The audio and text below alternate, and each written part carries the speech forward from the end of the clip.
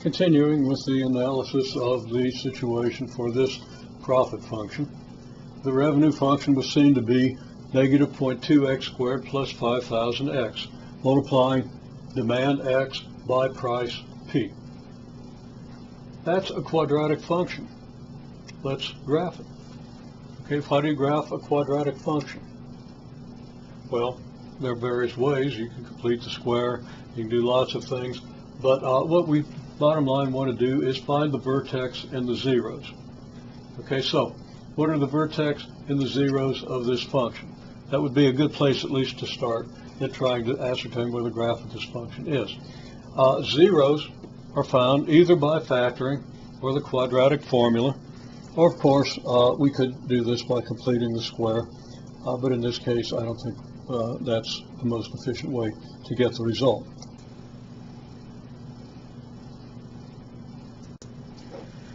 If we set this function equal to 0, we see it's quite easy to factor. We just factor out a negative 0.2x, and we end up with negative 0.2x multiplied by x minus 25,000.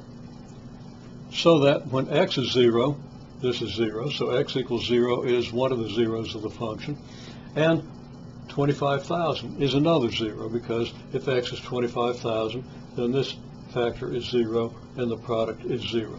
Those are the two zeros. Alternatively, we could write out what the quadratic formula tells us. Negative b, well, b is the coefficient of x, that's a negative 5,000 then, plus or minus b squared, 5,000 squared, minus 4ac, a being negative 0.2, c being 0. There's no other term here, so that c would be 0 for this quadratic. All that divided by 2a, 2 times negative 2, and we do the arithmetic, and we end up with 12,500 plus or minus 5,000 over negative 0.4, and that ends up being either 25,000 or 0. Now once more, why did we do this? We did this in order to come up with a graph of our revenue function. Okay, so we know that the revenue function has zeros at 0 and 25,000. Well, I'm debating whether I want to go to a different board here. Instead of going to a different board, I'm going to just use this space that was formerly blank at the bottom of the screen. We got revenue versus x. We know revenue is 0 if x is 0. We know revenue is 0 if x is 25,000. So we can mark the x equals 0 point and the x equals 25,000 point on the x-axis. Those are points at which revenue is 0, and that's why they're on the x-axis. Now we want to graph this. What do we know about graphing a quadratic function? We know that the graph is going to be a parabola and that the vertex is going to lie on the axis of symmetry. The axis of symmetry is going to have to be symmetric with the graph, which means it's going to have to be symmetric with these 2 points, or these 2 points have to be symmetric with respect to the axis of symmetry, which means the axis of symmetry has to go through the midpoint between these 2 points. So every point on this line is symmetric. Never mind. These 2 points are symmetric with respect to this line. So the vertex of this revenue function is going to lie on this axis of symmetry.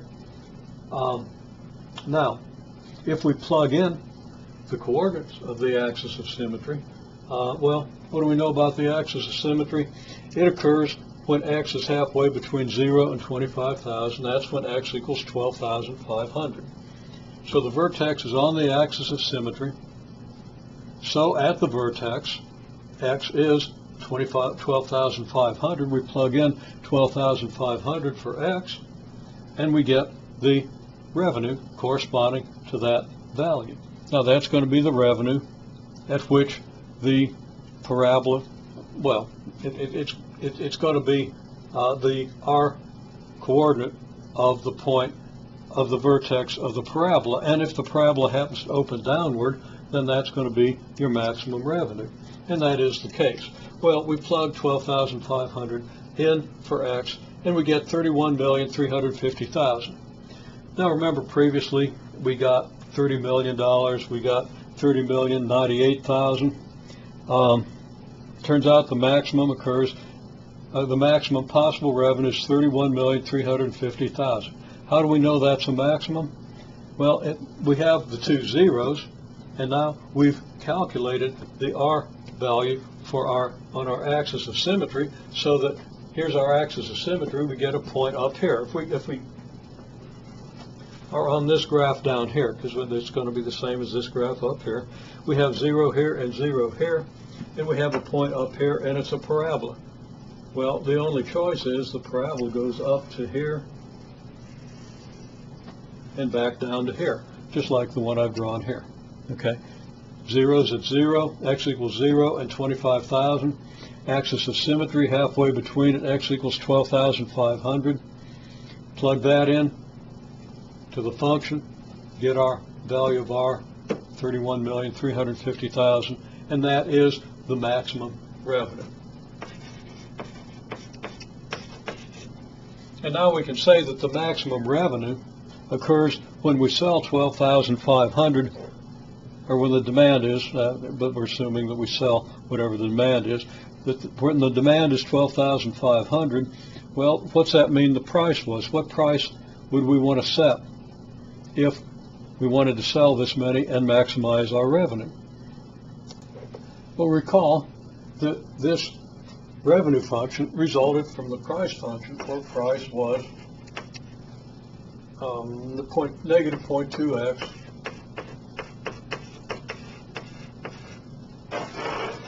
plus 5,000.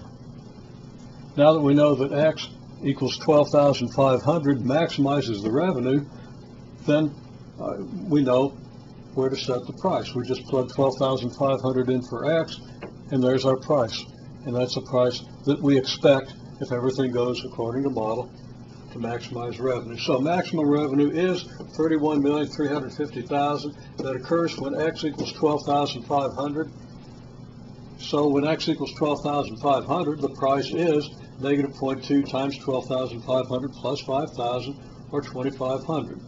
This is the price that maximizes the revenue. Now, a couple of things are worth noting. First of all, here's our demand function, where P is given as a function of X.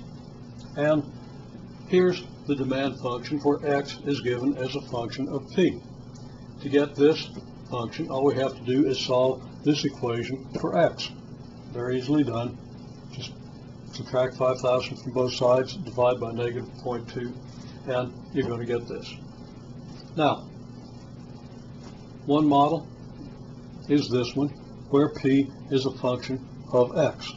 So we have P here and X here.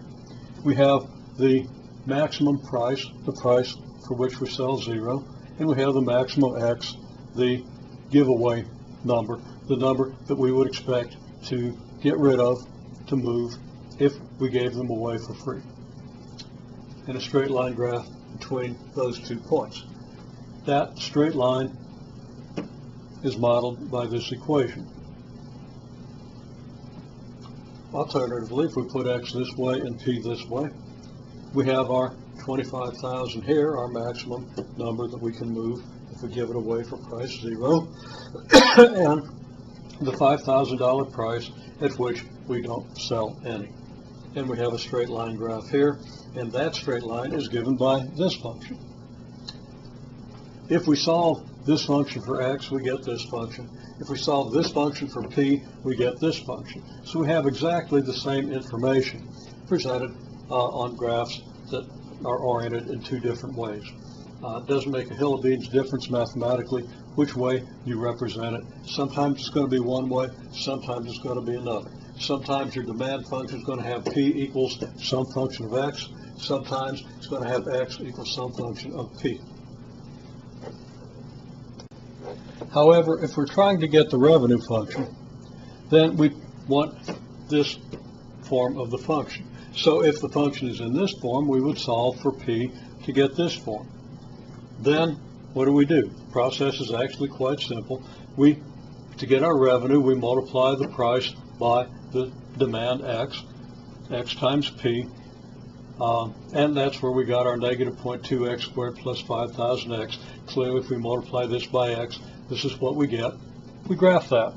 Okay, that graph is going to be a parabola because it is a quadratic. It's going to have a vertex. At the vertex, you're going to either have your maximum or your minimum, depending on whether the parabola is this way or this way. This function is going to have two zeros, so you can determine the 0 points on the graph. And from that, you can take the line halfway between those points. It's going to give you the axis of symmetry. Plug in the coordinate of that axis of symmetry to get the maximum revenue. Then you could use that maximum revenue. You could use the x coordinate of your axis of symmetry to plug into your price function and find the price that will maximize the revenue.